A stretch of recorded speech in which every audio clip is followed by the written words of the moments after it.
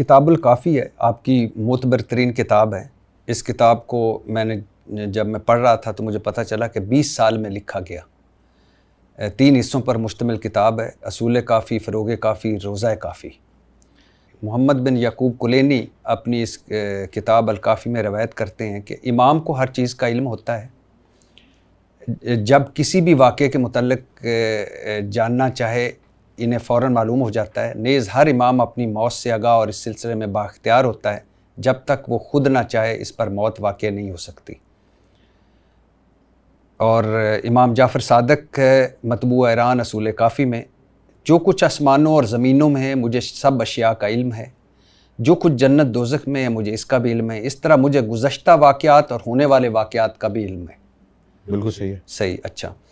اور کلینی نے امام علی رضا شیعہ آپ لوگوں کے 8ویں امام سے روایت کرتا، ہمارے بھی یعنی قابل احترام ہیں، سب کے 8ویں امام سے روایت کرتے ہیں کہ انہوں نے فرمایا، ہم اللہ کے امین ہیں، ہم لوگوں پر نازل ہونے والے مصائب و مشکلات سے آگاہ ہوتے ہیں، ہم شکل دیکھ کر ہی کسی کے مومن یا منافق ہونے کا اندازہ لگا لیتے ہیں۔ صحیح ہے، صحیح ہے۔ اب غیب کا علم اور قرآن کیا کہتا ہے؟ سورہ نمل میں ہے، آسمانوں اور زمینوں کے غیب کا علم اللہ تعالیٰ کے سوا کسی کو نہیں۔ سورہ الانعام میں ہے، اللہ تعالیٰ ہی کے پاس غیبی امور کا علم ہے، اس کے علاوہ انہیں کوئی نہیں جانتا۔ اللہ تعالیٰ نے حضرت محمد صلی اللہ علیہ وسلم کو حکم دیا کہ آپ اعلان فرما دیں میں تم سے یہ نہیں کہتا کہ میرے پاس اللہ کے خزانے اور نہ ہی مجھے غیب کا علم ہے، اور نہ ہی تم سے میں یہ کہتا ہوں کہ میں فرشتہ ہوں۔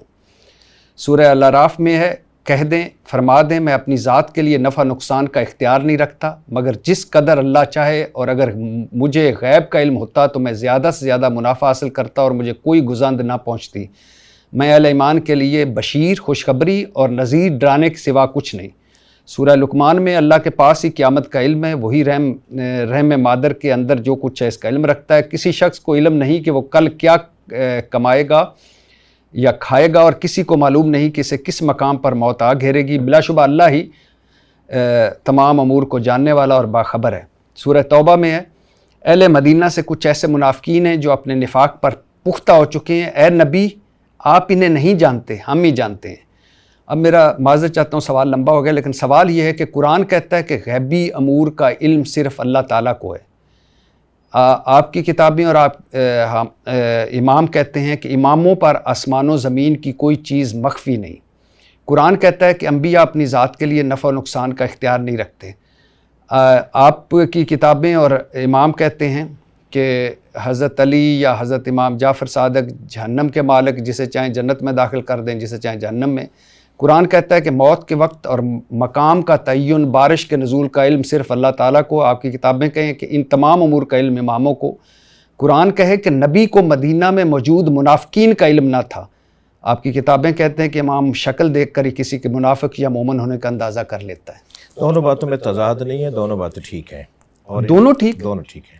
ان کو ہم اس طرح سے سمجھاتے ہیں اس بات کو کہ علم وہ غیب ہو یا ظاہر کا علم ہو، باطن کا علم ہو، دلوں کا علم ہو، انفس میں جو کچھ گزر رہا ہے، ذہنوں میں جو کچھ گزر رہا ہے، اسی طرح جتنی بھی آیات آپ نے پڑھی ہیں وہ اللہ کے عالم بالذات ہونے کے اوپر دلیل ہیں، اور جتنی بھی روایات آپ نے ائمہ اہل بیت کی پڑھی ہیں وہ ان کے عالم بالعطا ہونے پہ دلیل ہیں۔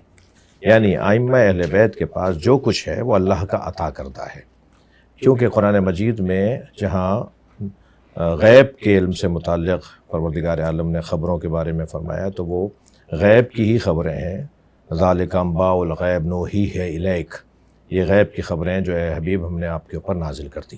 تو جہاں قرآن میں غیب وللہ غیب السماوات والارض، جہاں اللہ کے لیے غیب مخصوص کیا گیا ہے، وہ کیونکہ اس کی ذاتاً وہ عالم غیب ہے، لیکن جو رسول اللہ کے لیے غیب کی خبروں کا اللہ بیان کر رہا ہے وہ اللہ کی طرف سے عطا کردہ عالم بالغیب ہے۔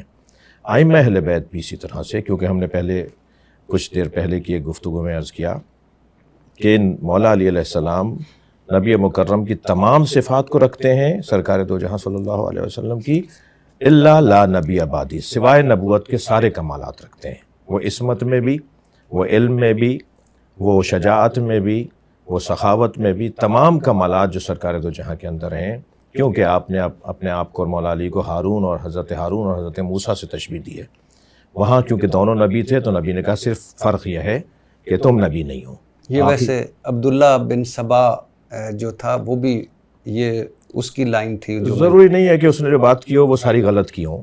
وہ خود غلط تھا مگر اس کی ساری باتیں تو غلط نہیں ہوں گی. وہ خود غلط تھا مگر اس کی باتیں سارے غلط نہیں ہو سکتی. ضروری نہیں ہے کیونکہ بہت ساری باتیں غلط لوگ اچھی باتیں بھی کر جاتے ہیں تو یہ ضروری نہیں ہے. تو اور ہم عبداللہ ابن سبا سے نہیں لے رہے ہیں کیونکہ یہ جو روایت ہے جو حدیث منزلت ہے ہارون علیہ السلام اور حضرت موسیٰ علیہ السلام سے متعلق یہ تو سنی شیعہ کتابوں میں. عبداللہ ابن سبا ہی کیوں ہم یاد کر کے اس کو دہرائیں گے. ہم تو اور علماء کا اس میں حوالہ دیں گے. انبیاء کرام کے پاس ائمہ اہل بیت کے پاس جو کچھ ہے وہ بالعطا ہے. اللہ کے پاس جو ہے وہ بالذات ہے. تو مسئلہ ہی حل ہے, جھگڑا ہی حل ہے, کوئی اختلاف ہی نہیں ہے. وہ جو کچھ کہہ رہے ہیں یہ ہمارے پاس ہے, یہ ہمارے پاس ہے, یہ اللہ کا دیا ہوا ہے. جی سر وہ تو اس میں تو کوئی شک نہیں. لیکن قرآن کہتا ہے کہ جیسے اہل مدینہ میں سے کچھ ایسے منافقین ہیں جو نبی صلی اللہ علیہ وسلم کو مخاطب کر کے اہل مدینہ میں سے کچھ ایسے منافقین ہیں جو اپنے نفاق پر پختہ ہو چکے ہیں. اے نبی آپ انہیں نہیں جانتے, ہم ہی جانتے ہیں. اور امام کہتے ہیں کہ میں شکل دیکھ کر بتا دیتا ہوں کہ منافق کون ہے اور مومن کون ہے. دیکھیں وہ جو اللہ کہہ رہا ہے کہ ہم ہی جانتے ہیں وہ آپ نہیں جانتے, تو اس کا مطلب ہرگز یہ نہیں ہے کہ نبی نہیں جانتے, نبی ذاتاً نہیں جانتے. ہم آپ کو بتاتے ہیں تو آپ جانتے ہیں. ایسے ہی مولا علی علیہ السلام بھی جو فرما رہے ہیں, خود نبی فرما رہے ہیں جب صحابہ کرام نے آ کے کہا کہ نئے لوگ مسلمان ہو رہے ہیں, ایک بڑی تعداد لوگوں کی مسلمان ہو رہی ہے, ہمیں نہیں اندازہ ہو پا رہا کہ یہ منافقین ہیں یا واقعاً سچے مسلمان ہیں. تو حضرت نے فرمایا کہ ان کے سامنے علی کا ذکر کیا کرو, ان کا چہرہ بتائے گا کہ مومن ہے یا منافق ہے.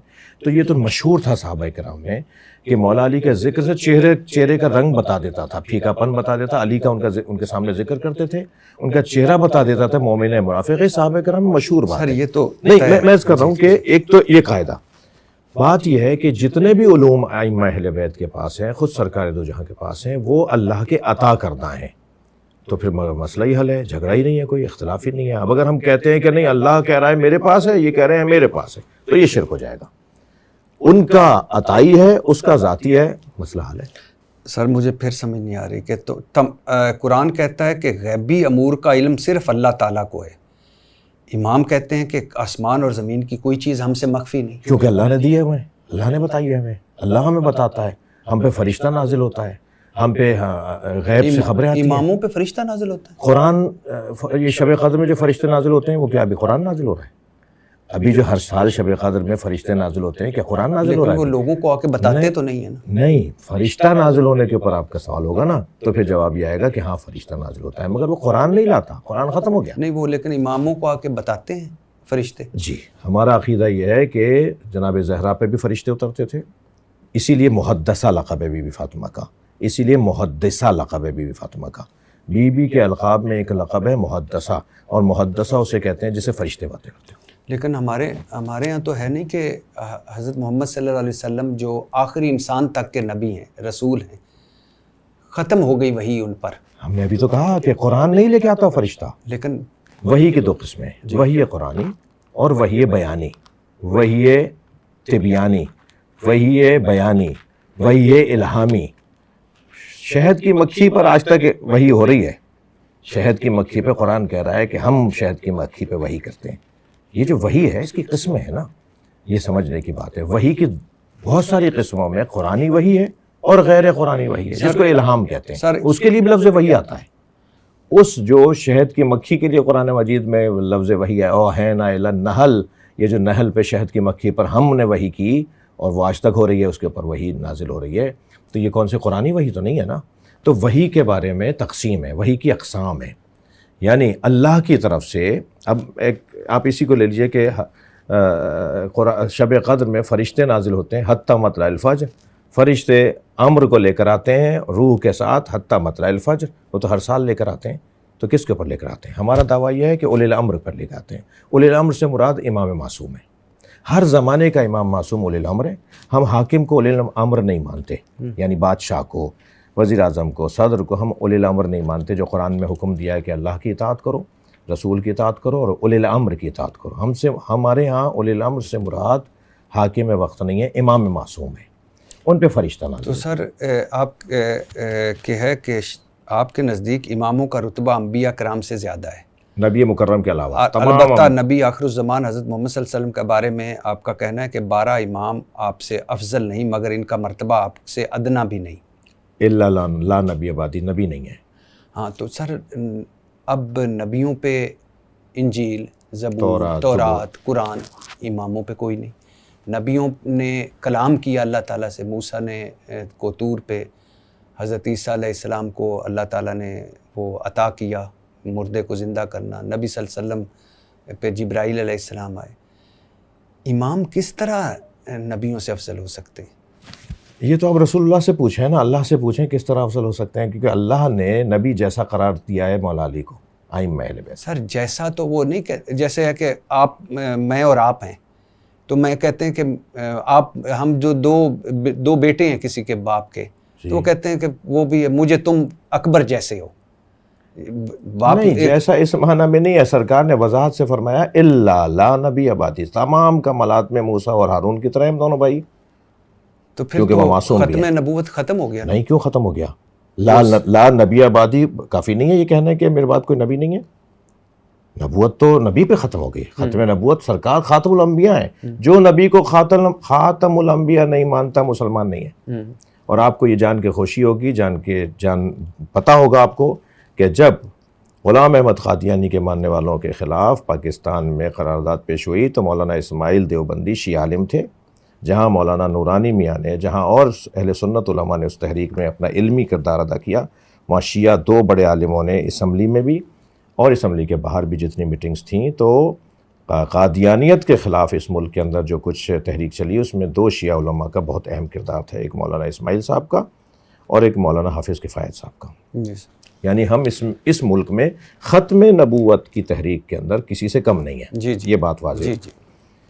یہ جو بات ہے کہ ہم جب ائمہ اہل بیت کے اس رتبے کے اور اس مقام کے قائل ہیں تو یہ کہتے ہیں کیونکہ یہ جو ہے وہ اتنے بڑے مقام اور رتبے کے قائل ہیں تو یہ ختم نبوت کے قائل نہیں ہے. یہ کون کہہ رہا ہے؟ ہم تو سج کے کہتے ہیں کہ لا نبوت آبادی بھی ہے حدیث کے اندر، لا نبی آبادی بھی ہے. میرے پاس کوئی نبی نہیں ہے. ہر زمانے میں ایک حجت خدا ہونا ضروری ہے. یہ سنی شیعہ نے لکھا ہے. زمین حجت خدا سے خالی نہیں رہ سکتی. لولا الحجہ لساخت الارض لا اہلہا. اگر اللہ کی حجت یعنی اللہ کا نمائندہ، اللہ کا سفیر ہر زمانے میں، وَلِكُلِّ قَوْمٍ ہاد انما انت منذر وَلِكُلِّ قَوْمٍ ہاد، ہر قوم کے لیے ایک ہادی کا ہونا ضروری ہے. تو بھئی ان آیات کو کہاں لے جائیں گے آپ کہ ہر قوم کے لیے جب ایک ہادی کا ہونا ضروری ہے، ہر دور میں ایک اللہ کی طرف سے بنائے ہوئے ہادی کا ہونا ضروری ہے، تو آج کون ہے؟